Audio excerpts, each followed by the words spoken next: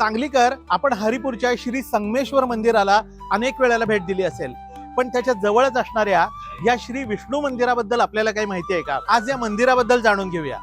सुमारे 200 वर्ष पुरातन असलेलं हे श्री विष्णू लक्ष्मी मंदिर, या ठिकाणी अतिशय दुर्मिळ अशी पुरातन शाळीग्रामाची श्री विष्णू लक्ष्मीची मूर्ती आहे.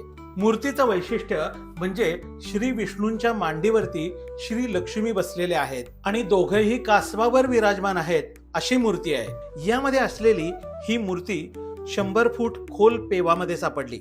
या ठिकाणी कैलासवासी बाळू काका तामनकर यांनी 80 वर्ष पूजा अर्चना दिवाबत्ती सेवा केली. श्रावण महिन्यामध्ये गोकुळ अष्टमीचा उत्सव सुरू केला.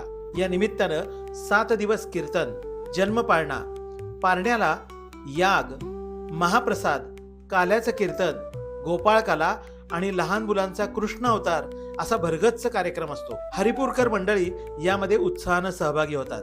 बाळू काकांचे ज्येष्ठ पुत्र वासुदेव भालचंद्र ताम्हनकर यांनी या मंदिराचा जीर्णोद्धार केला असून याचं काम अजून सुरू आहे. हरिपूरला आला तर या विष्णू मंदिराला भेट द्याच, पण त्याच्या समोरच असलेल्या श्री विष्णू पंचायतन या मंदिराला पण भेट द्या.